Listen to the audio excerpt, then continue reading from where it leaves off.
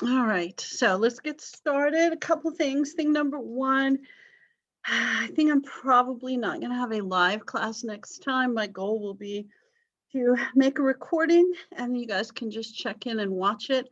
And I'll ask you to leave a comment, but it'll just be a comment like your name or I watched it. Please don't critique my hair or cereal boxes behind me or whatever. Okay, comment like I watched it. But I'll send you an email, not an email, an announcement that explains that. All right, and I should have that recorded and posted either late tonight or early tomorrow. I leave tomorrow really early. I definitely won't do it in the morning. No one needs to see what I'm like at 6 in the morning. So we won't have that. The other thing, okay. So a couple of you emailed me really late, like Thursday after midnight or during the day on Friday, and it's Easter weekend and soccer, and I do music at church, and yeah, no, no. So I really couldn't get to whatever it was you were asking me to review. So if you want me to review something, try before midnight on a Thursday, please. Okay. And this weekend's likely to be a little hectic as well, since I'll be out of town with many members of my family. I'm surprised how many are coming. It's good though. I mean, Dad's 80, you might as well bring as much of the crowd as you can. So it should be interesting, but I might be busy, which is why I decided to record the stuff because I hate to not be able to get the class in, and I promised you that I would. So, but email me. Try to email before Thursday at midnight if you need something for the weekly question. Also, weekly question. Let's look at those. And I know I have some comment about last week's weekly question. And if you turn stuff in later, I'll grade it when I get to it.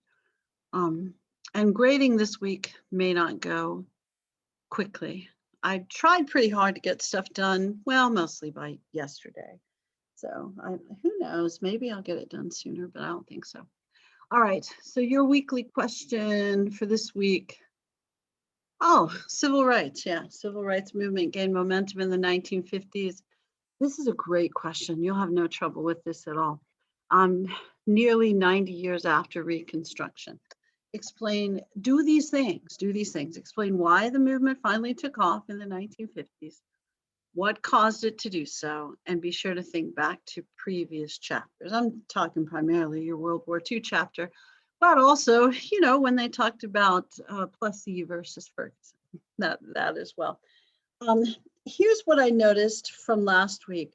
Some of you wrote like 3 pages, which is, it's a lot. I mean, that's cool. If you want to write 3 pages, that's cool. You go right ahead. However, those of you that tend to write a lot, 2 or 3 pages, you wrote like everything that happened in the Cold War, but you didn't tell me why it mattered. So here's a thought. Okay, because I would feel bad not giving you a decent grade for you writing 3 pages of everything that ever happened. However, the question also asks what were the historical consequences of the stuff that happened? And I always want you to write about that because it's the so what part of the question that you need to answer. So if you are writing, 100 things, but you don't know why they matter, stop and think about why they matter. Why they matter is always the key question in history.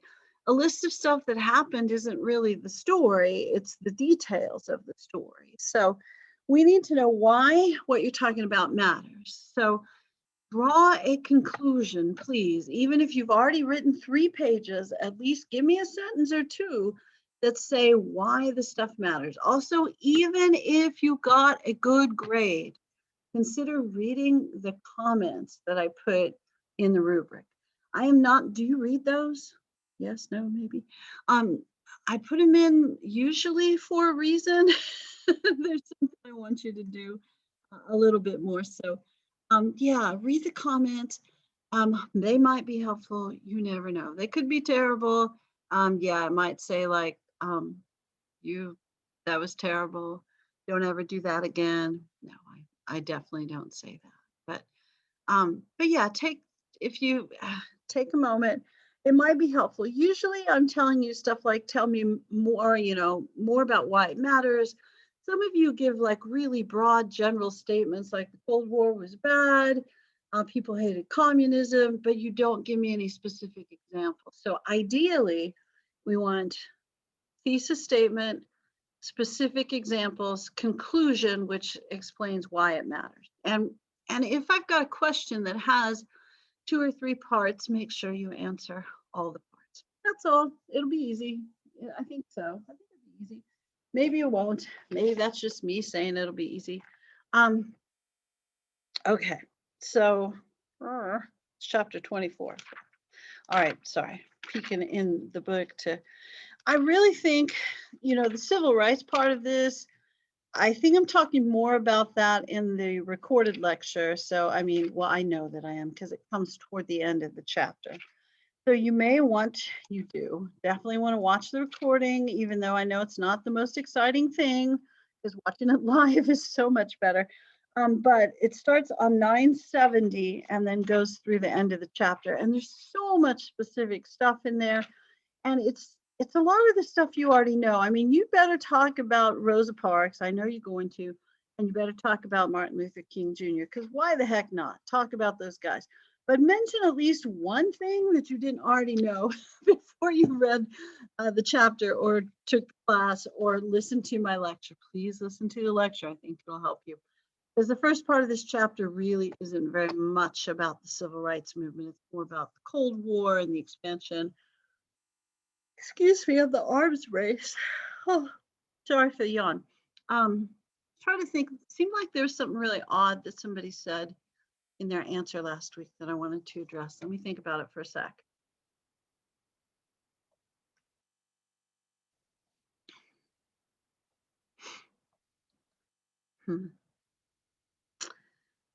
I don't know. I think somebody, no, I can't remember. I know there was something kind of peculiar about the Soviet Union and not really recognizing that they also were trying to get nuclear weapons, that us getting nuclear weapons caused the Cold War. I think us getting nuclear weapons may have enhanced the Cold War, but the Cold War really was about the contest between the ideologies of communism and capitalism and democracy and dictatorship. And of course, we thought, United States, they did as well, that the economic system and the political system were tied together. We both thought that. And we, of course, both thought the other system was completely evil and ours was completely great. Yeah. And then I know a couple of you kind of talked for a while, which you should, about how there was racism inherent in our system and we either kind of glossed over it or pretended it wasn't there or accused people of being communist if they pointed it out, and how that maybe made the Soviet system superior. And I'm not ever going to try to be an apologist for stuff that goes wrong in the United States, because I'm just like most old history teachers. I think part of the reason that we teach history is so you can learn, the good stuff that we've done, which we have done some good stuff, but also the bad stuff that we've done so we don't do it again and we improve how we go about things and how we treat people and systems and all that sort of stuff. So we always want to study history, but it's really been my impression as an old person, not as old as my dad though, a trend in history where we just look at US history and go like, it's all terrible, it's all racist, it's all evil, we're the worst country ever in the history of the world. And honestly, that's too much, in my opinion, and also it's not a very academic assessment of our history. That's just I'm going to say it. It's really more of a cliche than an academic statement. I'm not suggesting that everything in our history has been outstanding. Clearly, it's not. Yeah, and it's not. Not only is it not constructive, it's not analytical. So there are times like you're going to see some cool stuff second half of the chapter where the Supreme Court and Harry Truman say like, let's take the lead, let's make the changes that we know need to be made. You're also going to see some horrific pushback in the United States. But you're also going to see some really determined folks just say, we don't care what you do, we're going to change this. And you see that from time to time in our history, and it's really inspiring. And I know history is not necessarily supposed to be inspiring, it's supposed to be an academic pursuit, but every once in a while you go like, go Martin Luther King Jr. And then when you find out he wasn't perfect, you're like, dang, he wasn't perfect, but does he have to be perfect for this to be important? No, of course not. So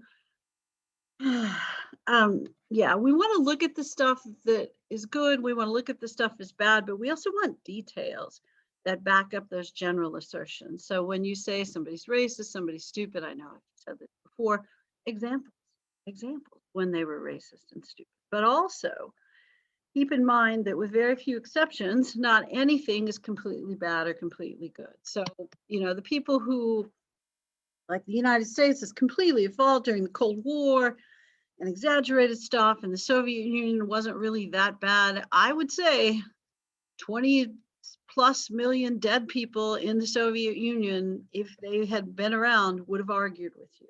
Because while they weren't necessarily racist in any traditional sense, they really didn't like Poles. So lots of people in Poland got killed. They weren't real fans of Jews, especially in the World War II era. There were pogroms where they also killed Jews. And what Stalin really wasn't fond of, political opponents. So he had them killed as well. So, killing people that disagree with you isn't substantially, better than being racist. I'm going to go with it's not better. And I think about this too, and then I know on to class, where we're distressed with stuff that goes on in the United States, which we should be distressed with. I mean, if you can look at anything that happened to George Floyd and go like, maybe that was justified. It's like you missed something. It doesn't, I know George Floyd is not a choir boy. He was not the best guy who ever lived, but is it okay for the police officer to put his knee on his neck for over 9 minutes?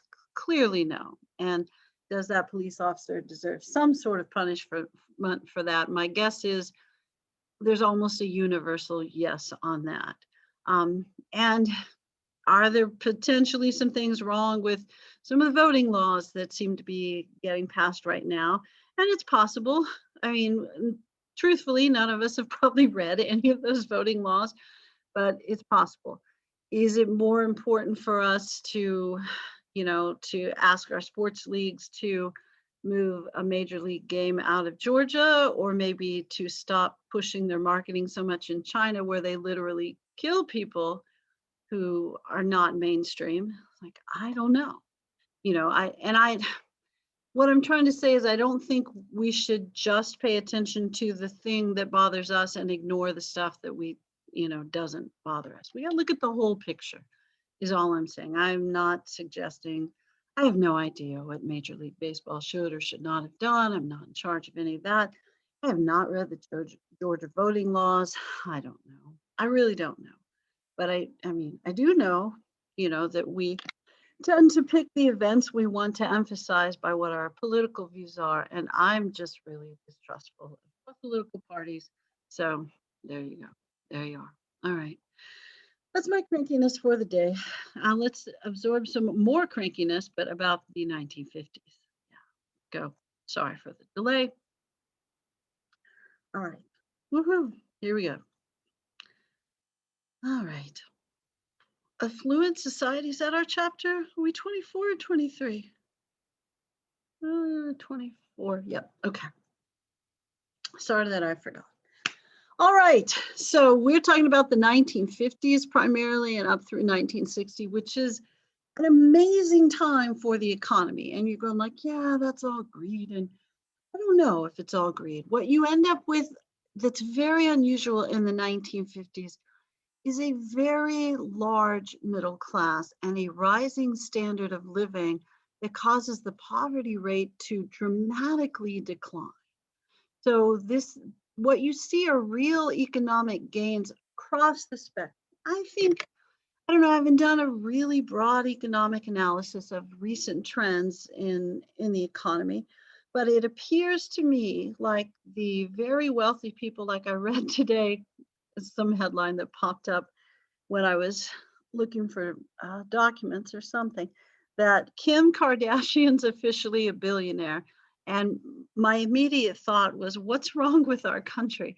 But no offense at all to Kim Kardashian, who I know works hard and has found, her niche, and she's made a lot of money, and God bless her, good luck. But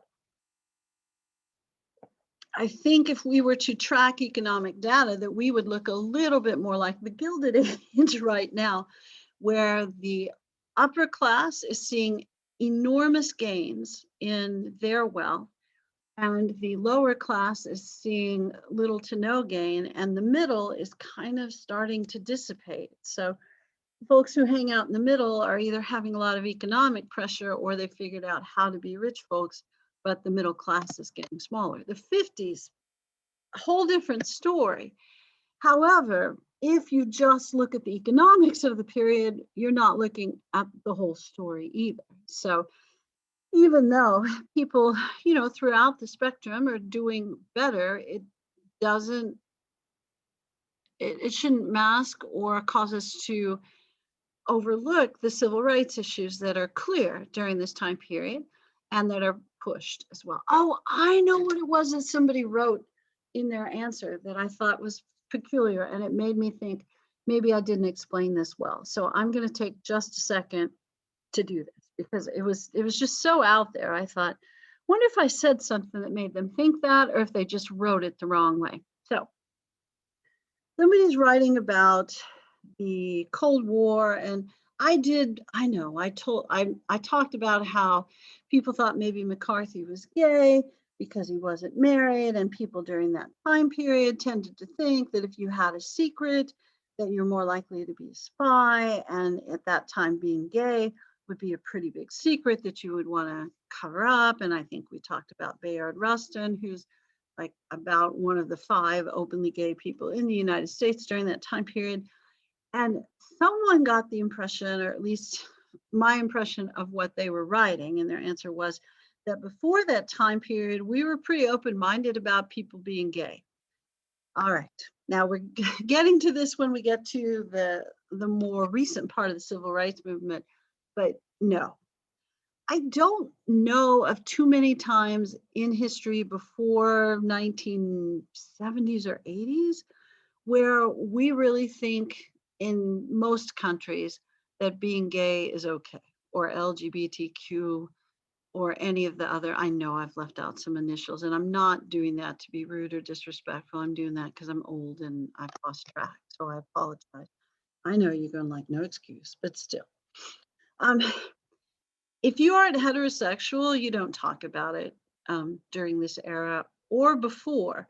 I can remember a stupid story, but I had a friend who went to A&M, more than one friend that went to A&M, and she studied English there. And I can't imagine when she went, because she was my age or a little older, that was a super open-minded place to study literature. She kind of confirmed that a little bit. But she wrote a thesis, I think it was her master's thesis, or maybe it was just her senior thesis for her undergrad. And she was writing about how you could see the reflection of Walt Whitman's sexuality in his poetry. Newsflash, Walt Whitman was gay. So she said that in her paper, and that professor made her change that and told her that she would be removed from the university if she wanted to spread that kind of story. It's like everyone not at A&M was pretty clear that Walt Whitman was gay. I think I think even people who read during that time period, probably got a hint about that. But conservative places and conservative times, and anything honestly before the 1960s, people were not very open-minded about anything, any expression of sexuality that wasn't traditional heterosexuality. Okay, that's all I'm going to say. All right. Oh, back to the 50s. That fits into the 50s as well. Because the 50s is like, you got to get married and have kids. And dang, they got married early too. Like late teens, 18 or 19 was pretty common. I think average marriage age was like 19.2 years. So people really got married young. All right. But things we're concerned about during this time period: communism, nuclear war, and having kids. Yeah, family. Yeah. So this is a very traditional time period, very conservative time period, but also a really good time period economically. It's a weird mix of stuff. It's a weird mix of stuff. All right. So the president um, elected in 52 was Eisenhower. He serves 2 terms. So he's president for much of the 50s, and he'll be the guy in charge of a lot of stuff that happens during this time period. Also, you have the Truman presidency, the one where he gets elected to his own term.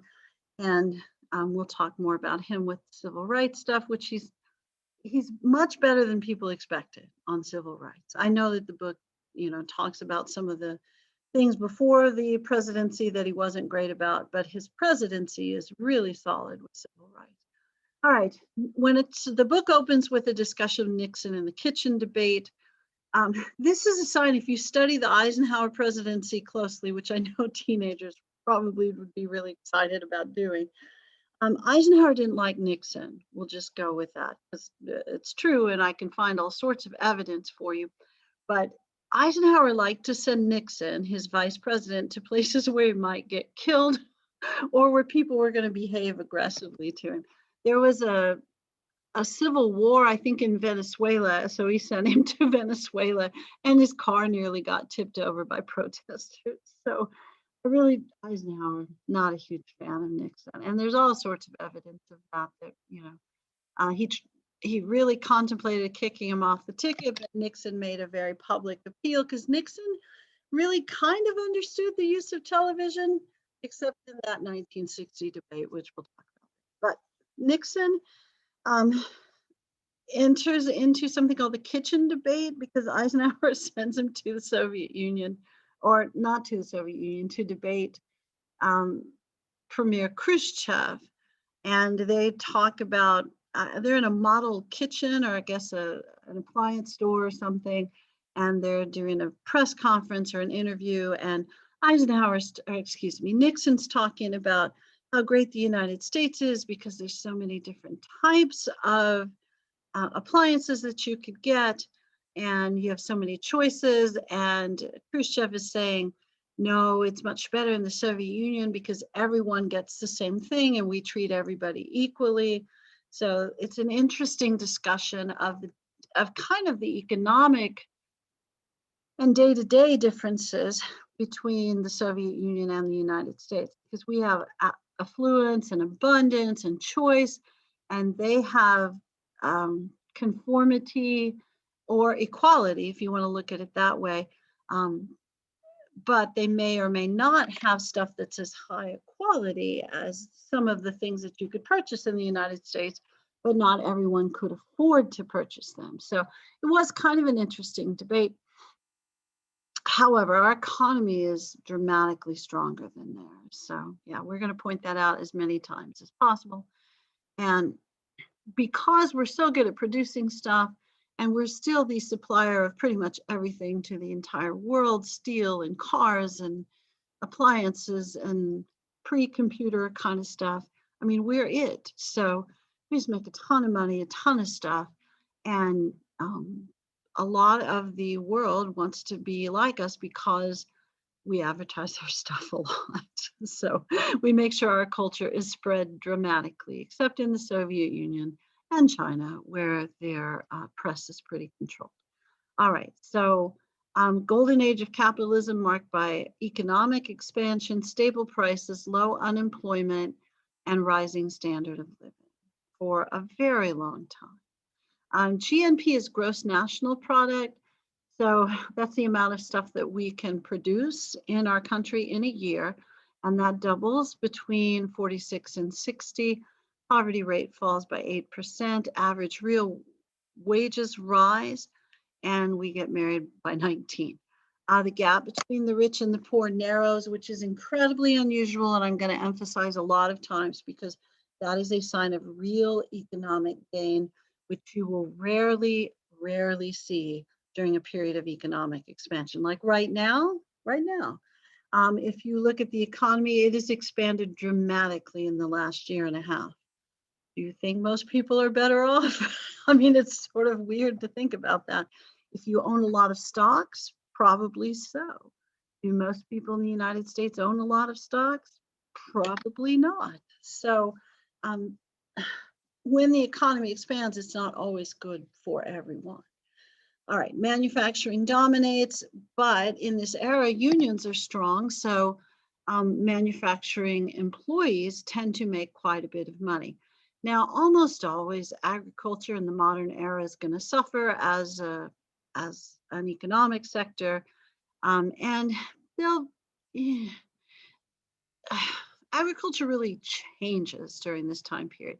You'll also see toward the end of this period in the 60s, manufacturing will start to decline, and you'll start to see information and service related professions increase.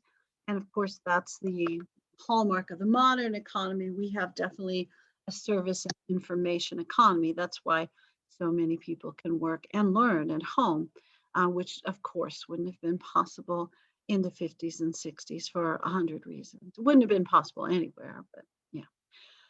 All right, and farming changes because you see the decline of the family farm and the rise of the corporate farm. So agricultural production will rise, honestly, to the extent where we could actually feed everyone in the entire world if they would buy our food.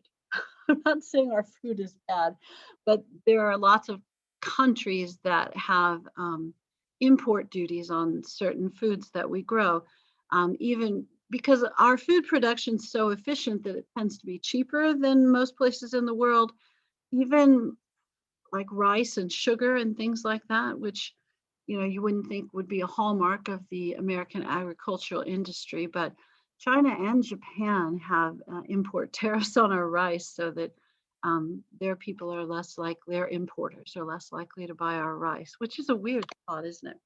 Or maybe it's not. I don't know. All right. So agricultural production rises and continues to rise while the number of farmers decrease. In the modern era, that's slightly different because we like organic stuff. So organic vegetable farming has become kind of a niche industry, or a niche section, or niche, if you like that better, a section within agriculture production. So grain crops heavily produced in the Midwest, like where my people are from, corn and wheat, WHEAT. And down here, I think more corn and soybeans, maybe. I don't know, sorghum. I don't know what's grown down here. I've seen corn, but I wouldn't eat it because, I'm Midwestern and your corn's not as good as ours.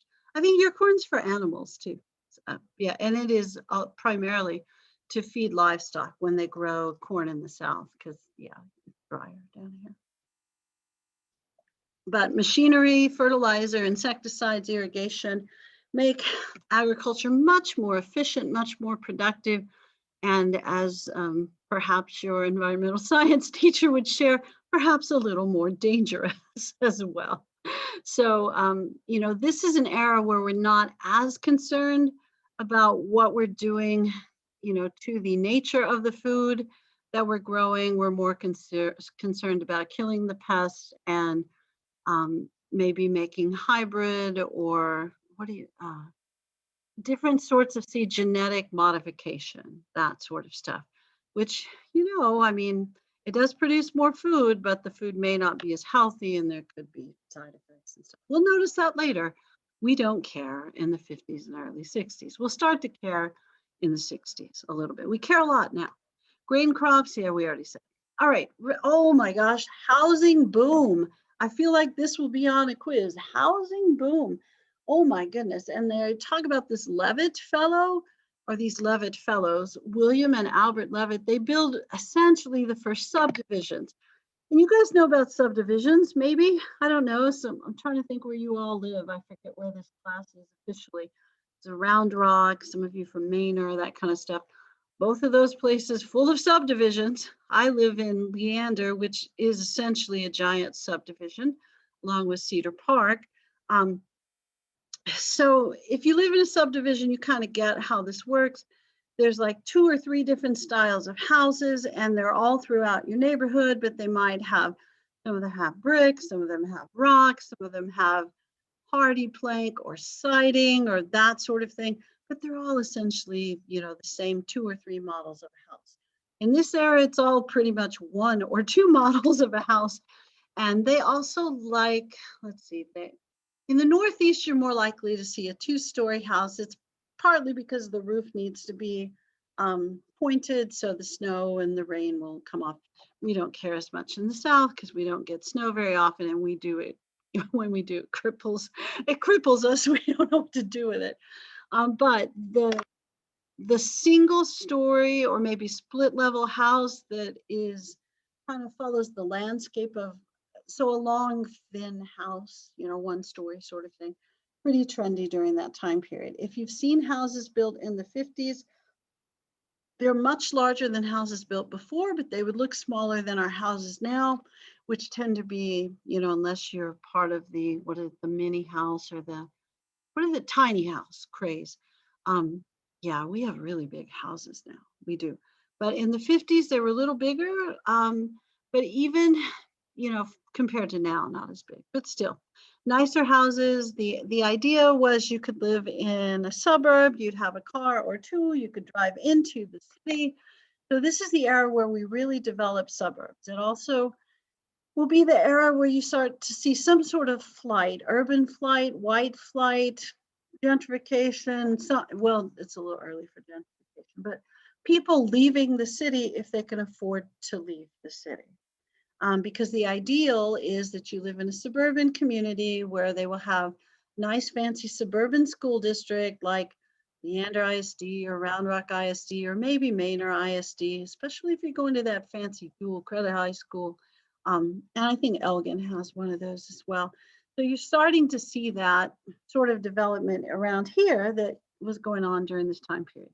Also, shopping malls were really big in the 50s, but the kind of shopping malls that I guess are making a comeback now, which is where you have a whole bunch of stores in one spot, but it's not an indoor mall. They all have outside doors, like the outlet malls that you see in Round Rock or San Marcos.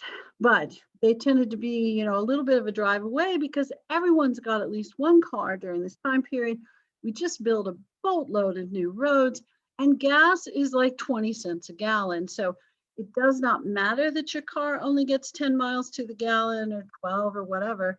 Gas is almost free. So this is a cool time for cars and driving and shopping and wealth and not civil rights. Yeah. Okay. All right. Importance of the automobile. I mean, the car is really the key to a lot of this development. The push for the housing, I didn't really mention why that happens. A couple of reasons. One, there's more kids. You're wondering why there's more kids? I mean, we know the simple answer, but the almost as simple answer is dudes coming back from the war and they haven't seen their wives in a while and they're glad to see them, and magically a boatload of kids are born. I have no idea how that happens. Plus, the guys who come back from the service get the GI Bill, and the GI Bill provides some essentially free college, which they didn't care as much about, but some of them did take advantage of, but really low cost home loans. So they did care a lot about that. So dudes come back, get married really early, have a bunch of kids, buy a house because the house is affordable, and there's a housing boom. So much so that right after the mostly men return from the war, there's a housing shortage. Like in the Austin area right now, but for different reasons. All right. But the car matters because you can't live in the suburb on the edge of the city or outside the city unless you have a reliable, affordable car. And you have both during this time period. We were really good at making cars because we've really ramped up production of everything because we have that experience in World War II. Plus, remember, everybody's worked 2 jobs or 3 shifts or whatever during World War II, the folks who were here, and they didn't have anything to spend their money on. So they have a ton of money. They just had several kids and they want to buy a house and they want to buy a car and they've got the money to do it. So yeah, there you go. All right, interstate highways. We're going to pass the Interstate Highway Act crud, I should have put the year in there. I know I give you guys a hard time about that as well. I feel like it's 54, but I don't know. Okay. But the Interstate Highway Act is it's funded through the defense budget. And we didn't have interstate highways before. You had state highways. So they created an interstate highway network, which is like 35 or I-10 or those things. And I think 10 goes, I can't remember. Some of them go east and west, and some of them go north and south. So I'm guessing, I know 35 goes north and south. So the odd numbers go north and south. Even numbers go east and west. The reason we built those, Cold War, because we knew the evil, godless communists of the United States, of the Soviet Union, oh my gosh, the Soviet Union, were going to invade the United States. So we needed to make sure that if and when, probably when that happened, we'd be able to get the troops throughout the country quickly. So we needed a good highway system. It's also why the bridges are a certain height to get military transports underneath the bridges, and why every certain number of miles, there's a 2-mile stretch of the highway that's completely straight, because we might need to land a plane on it. It's true. All right, and planes do occasionally land on those highways when they can't quite make it to the airport. And apparently they make pretty good landing strips as long as they're not full of cars. So Interstate Highway Act is funded by the defense budget, and what it really does is increase commerce and tourism within the United States. So it's a huge economic boom, yes. And that will be relevant pretty soon, I think, because I hear a rumor, it's way more than a rumor, that Congress is proposing an infrastructure bill that will be, quite expensive. But what they will say, because I've already heard a few of them say it, is if you remember, when we passed the Interstate Highway Act in the 1950s, it created a massive economic expansion. And that is true. It did create a massive economic expansion. It did. Yeah. Now, as far as, was it as large a percentage of the budget? No. And did we pay for it out of the general budget? No, it was part of the defense budget. So, but, the effect of it really was pronounced. It truly was. So it really enhances the trucking industry, which means we can ship stuff back and forth faster on better roads. You don't have to have a railroad to get it to where you want it to go. So it really is, it's really good for the economy. Plus, we start to do road trips and we go on vacations and we go to national parks, and I don't know, they create those theme parks like the Disney things, World and Land and Magic Kingdom, or Six Flags, or what's the one where I'm going? Cedar Point. I'm not going to Cedar Point, but it's up in Ohio. So yeah, all those things, tourist attractions. Yeah, woohoo. And also truck stops. And yeah, it makes my hometown kind of important, Joplin, Missouri, because 2 interstate highways intersect there. Otherwise, I don't know. I don't know that Joplin would even literally be on the map if it weren't for that. All right. But yeah, the intention is defense. The impact is really economic of the interstate highway.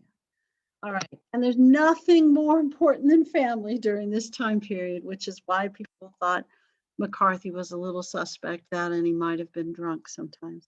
But the importance of family and family life and the image of family and family life are pretty crucial during this time period. Lots of influence of this guy named Dr. Benjamin Spock, who's not on Star Trek. That's another Spock.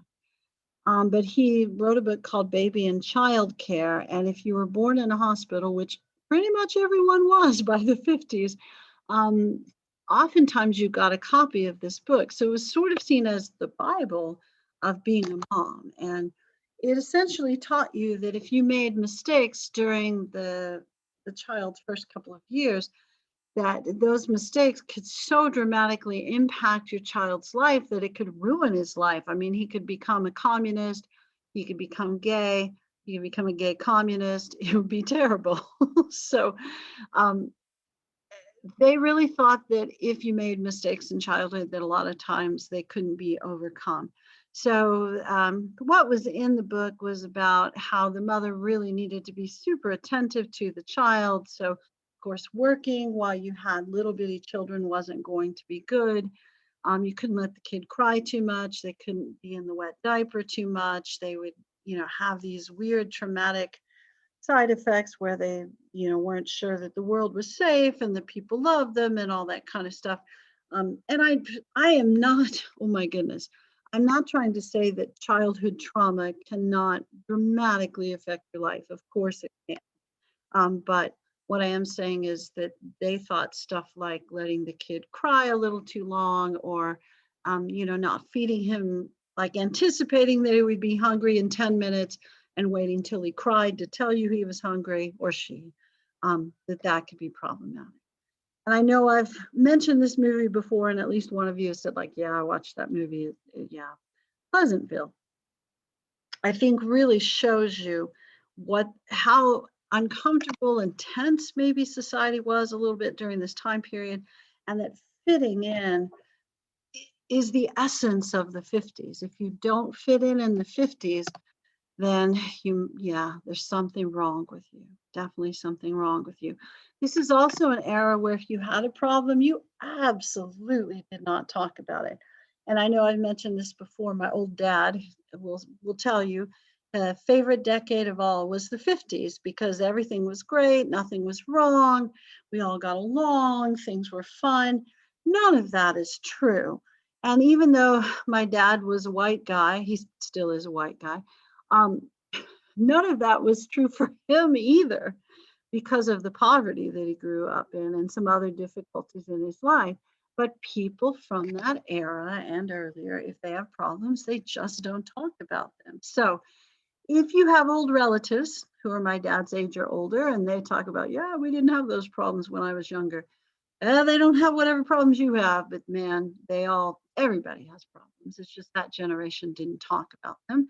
And if you did talk about them, then you were sort of shunned or looked down on or that sort of thing. Now, we do love church in the 50s, and we're going to go to church more often. It's like the whole country is the middle of the country now, where we still tend to like church quite a bit. So importance of unity and unity of religious tradition. One of the things that a couple of you mentioned in last week's question about how we sort of gloss over the idea of slavery and sort of sanitize it a bit and talk about racial harmony and a melting pot that we've always embraced in the United States, which we know isn't exactly accurate. You're going to see kind of a melding or meshing of religious tradition during this time period too, where we're much more accepting of certain religious traditions. And you know how there'd always been a bit of a conflict between Protestants and Catholics, maybe not so much where we live, but more in the Northeast and on the West Coast, you really see that disappearing, to the extent where we'll have a Catholic president pretty soon after this, and our second one now.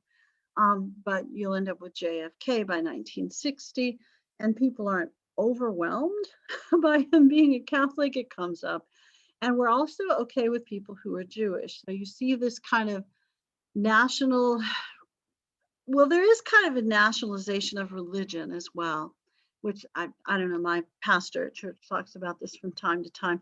And I think it's because before he was a pastor, he was also in the military. So he has a really interesting perspective on this. But where having a Judeo-Christian background kind of fits in with being a good American. Yeah. So as long as you embrace Judaism or some version of Christianity, we're okay with you. If you're Muslim or Hindu or Buddhist or something, or goodness, if you're agnostic or atheist, that we're not okay with. Yeah. And the other things, we're suspicious of you. But if you're agnostic or atheist, we know you're a communist. So yeah, that's not cool. All right, politics. I think politics are interesting in this era because Democrats and Republicans are very similar in lots of ways. They're both really strong on national defense. They're both really strong on anti-communism. regionally, and I know you're not going to believe me because you live in the South and you know this isn't true, although you've seen changes in the last few years. Regionally, in this era, and honestly, in the entire history of the United States until the 1980s, the South always voted for Democrats. Always, always, always, always. Okay. Cities always vote for Democrats. California during this era is conservative. That's Nixon is from California. And Eisenhower has a lot of support in California, although Eisenhower is a very moderate Democrat or Republican, excuse me. California is very conservative and fairly rural, except for Los Angeles, which is pretty big. Midwestern areas typically are Republicans.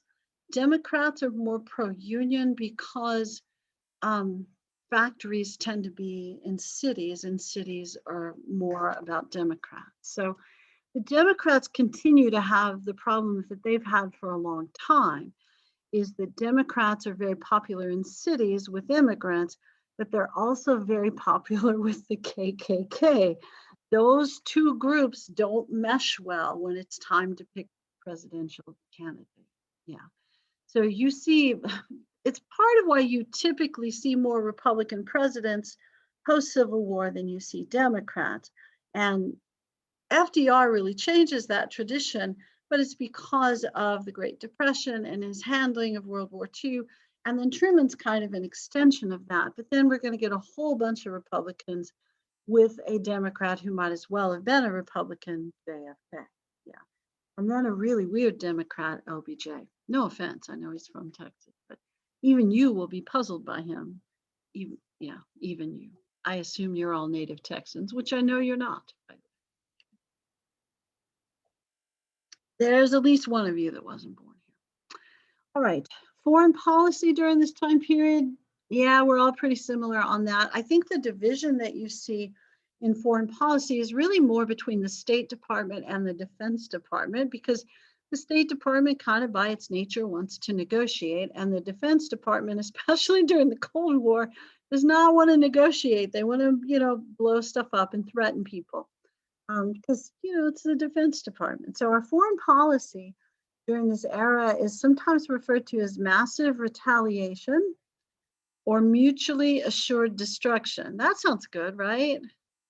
Okay, so here's the basis of our foreign policy, which leads to an arms race. You've already read about, and several of you talked about in your last weekly question, NSC 68. So National Security Council and memo 68 from, oh crud, why can't I think of the name of the guy that wrote that?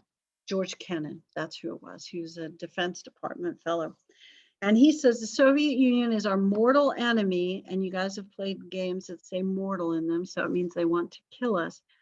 And we have to be prepared to defend ourselves against our mortal enemy. Now, we don't want to destroy the Soviet Union. Our assumption is they want to destroy us. So we need to be able to defend ourselves against them. The only way we can do that is to have better weapons than they have. So we get the nuclear weapon, they get a nuclear weapon, we get a hydrogen weapon, they get a hydrogen weapon. They want to launch a satellite, we want to launch a satellite, they get one out there first. So we tell everybody that we're years behind so we can spend more on defense. We're not really years behind, we're a month and a half behind, but we're not even really behind. So, but anyway, so we're going to develop newer and newer weapons, more and more efficient nuclear weapons, tactical nuclear weapons, those giant ones that we won't develop as many giant ones like we dropped on Hiroshima and Nagasaki, but we want to make sure that whatever we have is better than what the Soviet Union has, so that if they decide to attack us, we will retaliate massively. So they might be able to blow us up, but we will launch our weapons before theirs arrive, and ours will blow them up twice as much as theirs will blow us up. Or by the time the war is over, probably we have 20 times the weapons that the Soviet Union has. And mutually assured destruction the idea that if they launch that attack, they will also be attacked to the point of being destroyed. So the thought is, if it's sort of the extension of Teddy Roosevelt's big stick policy, the idea if you have weapons, speak softly but carry a big stick and things will go well for you. So if we have so many weapons that you'd be an idiot to attack us because we would destroy you to the point where you couldn't recover, then no one will ever attack us. So that's really the philosophy behind our foreign policy. So it's an arms race that we are going to win. We're going to win the arms race. And we do, there's no doubt. I mean, we're going to outspend the folks in the Soviet Union that it leads them to an economic collapse. Now it's like a 50-year process of economic collapse, but it does happen. And we spend quite a bit of money in the process as well. All right, so Eisenhower does become concerned about something he'll refer to as the military-industrial complex, which you will probably hear people talk about in the next couple of years as well, as spending, doesn't decline. And I'm not a person who's going to be upset because the darn Democrats, they're spending all this money. I don't know if you noticed how much was spent during the Trump administration, but it was a lot. And I don't know if you noticed how much was spent during the Obama administration, also a lot. And the Bush administration, also a lot. So, our last 4 presidents, current one included, are pretty free spenders. And they seem to get more free with the spending each term. So, yeah, I'm not suggesting that, one party is worse about spending than another. But Eisenhower's concern was that if you have a military that always wants new stuff, and you have defense contractors that make a lot of money by developing new stuff, if the military makes a lot of the decisions about purchasing without some oversight from the executive and legislative branches, you're going to end up with a military-industrial complex that really runs the country and runs the budget. And if they can convince you that your country's in danger unless you get the newest, most exciting new weapon, like, the Soviet Union will destroy us if we don't have this new tank. We weren't very concerned about tanks, or this new sort of, intercontinental ballistic missile or missile shield or whatever it is we were developing that's going to cost, billions of dollars. And of course, in the modern era, trillions of dollars. If our country's going to be destroyed unless we have it, if they can use that fear to get you to continue to produce weapons we may or may not really need, we're going to continue producing weapons that are really expensive, potentially dangerous, and we may not actually need. So it's interesting to me that the president who is most concerned about the military-industrial complex is the guy who was the head of the military for the United States during the World War II, and the head of military during, or the head of NATO as well. So I think, oh, we gotta mute somebody. Okay. I think that it's fairly interesting that the one guy who's most concerned about the military-industrial complex is probably the guy who would most understand the military-industrial complex. And never ever to denigrate folks in the military. This is really more about defense contractors. Well, it's as much about defense contractors and very top military people. All right. Nixon. We could talk about Nixon, couldn't we? Yeah. And we may start the civil rights stuff today. Sorry. Oh, we probably should because we're almost toward the end of this, aren't we? Excuse me, but I'll definitely do a civil, the video that's really a little bit more about the weekly question. Oh, and we can talk in general about the culture that I apparently didn't care about and left out. Okay. Before we go on to Nixon, no, we can go on to Nixon. So this is when Nixon is running as the vice presidential candidate for Eisenhower. Now, Eisenhower is a really kind of moderate Republican. He'll say that he's conservative with money and liberal with people. which I think is a fairly mainstream attitude in the 50s. We weren't as tight about social programs, that sort of thing, that we had a ton of money. So, spending money on people in poverty or on education, they're going to increase education spending. Now, in part because we need better math and science, so we have better scientists, so we can produce better weapons. And also they increase the study of foreign language, so we can have more spies. We got priorities. Um, but we're fairly generous with domestic spending during that time as well. I know we are too now. I've never actually taught economics, but I almost had to. So I understand how the national budget's divided, and I understand that our biggest spend, do you know this, the thing we spend the most on? I'm going to ask you, this will be our little pause, and I'll also get to see. I'm going to stop sharing. Okay, all right, this is where you have to answer in the chat. As a portion of our budget, what are the things we spend the most on in the United States? Don't Google it, just tell me what you think. What do we spend the most on in the US national budget? You got to type something in. This is also my are they paying attention moment. Food and clothes. Oh, I meant national budgets. So like, what does the government spend the most on? Yeah, I think probably you, definitely you personally. Yeah, food and clothes. Yeah, and taxes, dang, we pay a lot of taxes. So yeah, it could be weapons, could be the military. Somebody said oil, so energy, that sort of thing. See, everyone thinks it's military and it's not even close. Over half of our budget is domestic spending related to Social Security, Medicare, and Medicaid. Does that surprise you? Yeah, and if you look that up, there's no source that would say anything different. Now, I know why you put military, and it's not illogical that you would put military. We spend more on the military than any country. How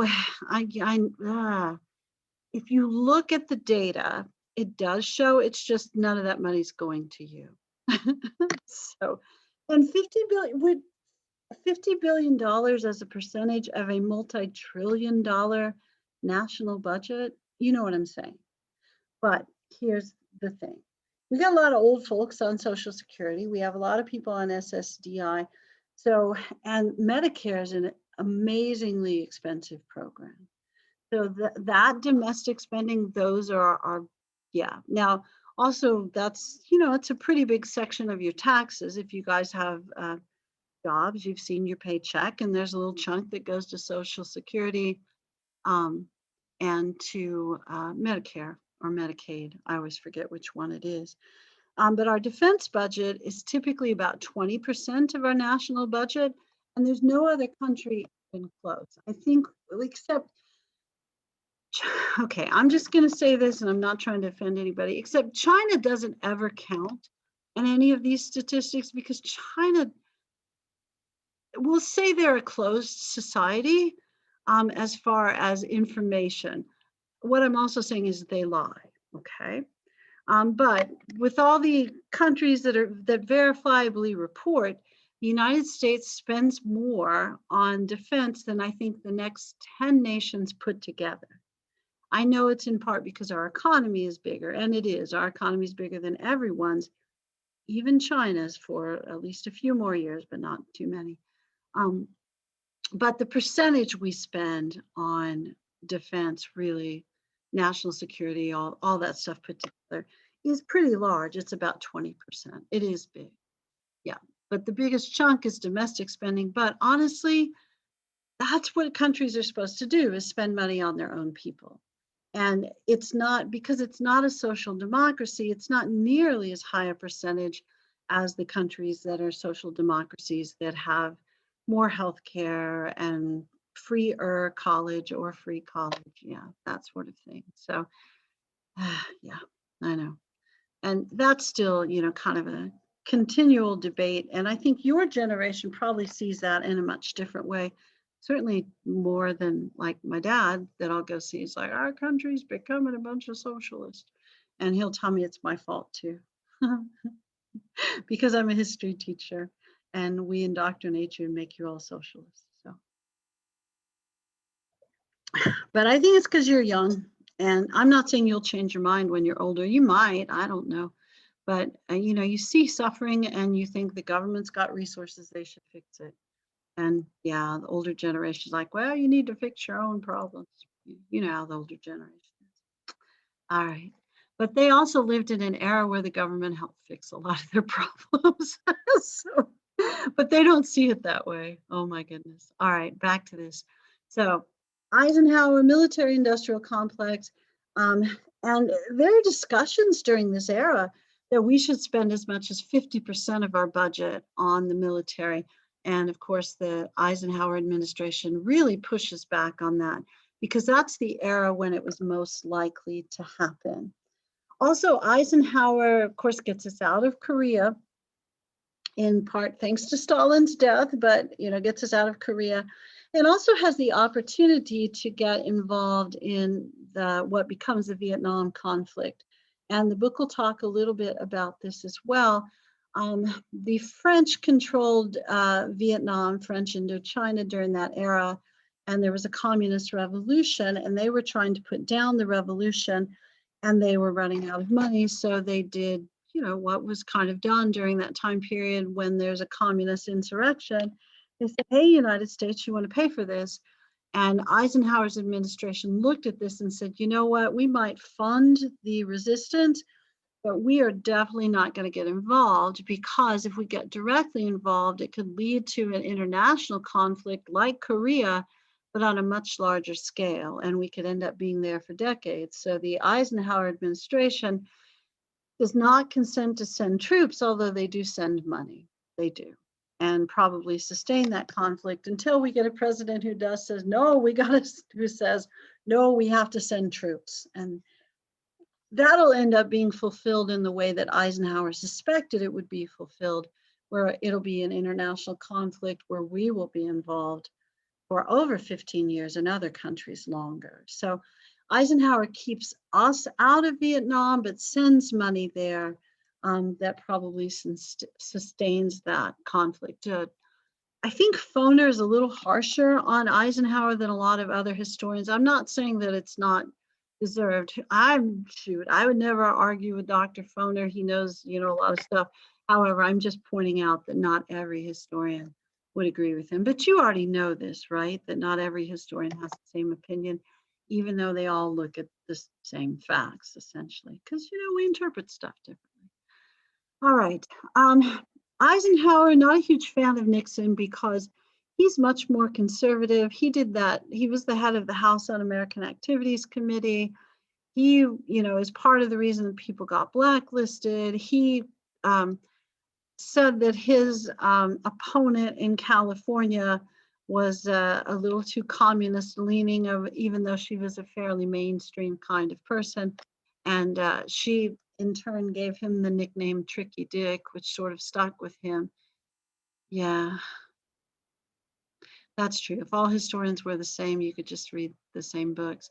And I also think, too, one of the interesting things, well, honestly, any academic department or genre, we're constantly learning new things or discovering new things. And I know you think, how can you learn new history? Because you get different sources. You uncover different sources from different eras, or you're more willing to listen to different sources, or there's a different emphasis on the history. So I know that's also a struggle that older people have. It's like, why can't you just teach the real history? Like, who even knows what real history is? And there are very rarely historians that make stuff up. I'm not saying it doesn't happen. People plagiarize and make stuff up from time to time. But the different emphasis is probably what changes the telling of history. And I would suggest to you that you read history written by people from all different time periods and different perspectives to give you a more broad impression of what's going on. And different perspectives are always good. But anyway, Nixon's perspective was we should be more communist or anti-communist and more conservative. And Eisenhower, even though Eisenhower had a more broad military experience than Nixon did, Nixon was in the military, but he was in the JAG Corps. So he was a military lawyer. And Eisenhower, you know, did combat duty. and then of course was the head of the Allied forces in World War II and the head of NATO. So definitely had a different perspective on military service, both honorable, one just much broader. So Eisenhower just doesn't like Nixon at all. They're not compatible. They don't hang out. But this is nothing new. I mean, throughout our history, people have picked vice presidents to appeal to different constituencies. So Eisenhower kind of had the mainstream Republican constituency locked up. Nixon was the more, I hate communists, a little more conspiratorial, a little more conservative group. So Eisenhower's more of your upper middle class kind of appeal, and Nixon's more of your working class appeal, is what I'm trying to say there. It's not very successfully. All right, so Eisenhower just assumed Nixon wasn't on the ticket. So it looks like maybe Nixon has misspent some campaign funds. Can you imagine politician misspending money? I'm shocked by it as well. So there's this allegation. So Eisenhower's considering replacing him, I think, for term 2.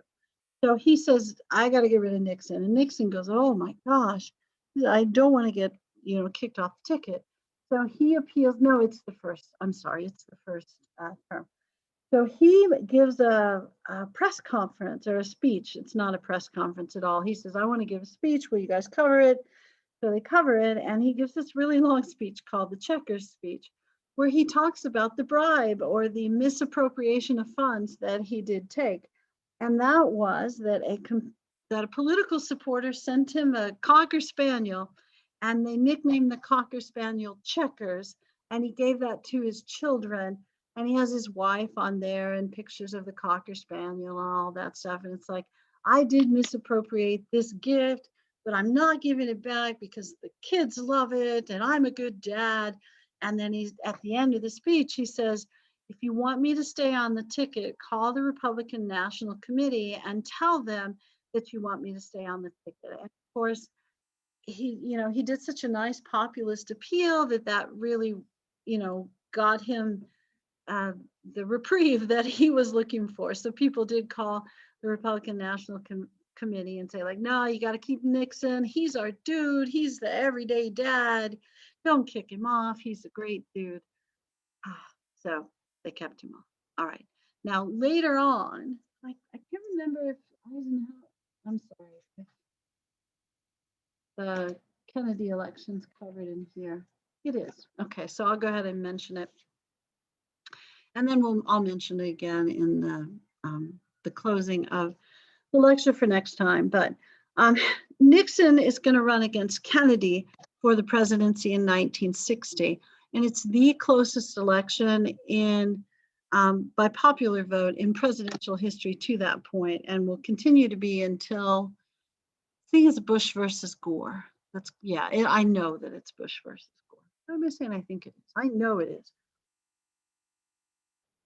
Because the Kennedy-Nixon is within 0.5%, 0.5%, and I think the Gore-Bush one is like 1/4 point or something. No, it's less than 1% for Nixon and less than 0.5% for Bush and Gore. But anyway, there's evidence of fraud and stuff. There's all kinds of stuff that goes on in the 1960 election, but honestly, probably in every election, you can find evidence of fraud. It just rarely, I don't want to say it doesn't matter, but it's not as important if the election isn't as close, if that makes any sense, because, people are always going to cheat, not in a history class or anything, but, in an election. But Kennedy and Nixon are the first presidential candidates who have a televised debate. And on the day of the debate, Nixon is sick. He's got a staph infection. I guess he'd gotten cut and it got infected. And staph infection is pretty serious. And he wasn't feeling well. And he was sweating quite a bit because he had a fever. And he wouldn't wear makeup because he wasn't so sure that was manly. And which, is kind of a 60s or early 60s thing. Early 60s are really conservative. I know in your brain, the 60s are probably Woodstock and peace, love, and drugs and all that kind of stuff. That's really late 60s, early 60s, very conservative. So, and also Nixon apparently was kind of the hairy dude that needed to shave a couple times a day. So he had a little bit of a, like a, what did they call it? A 5 o'clock shadow, which they thought made you look not trustworthy. People didn't wear beards, and they weren't unshaven back then. It's it's a time where you fit in. So Nixon looked bad is what I'm saying. Now, on the debate, the people who watched the debate overwhelmingly thought Kennedy won because Kennedy looked great.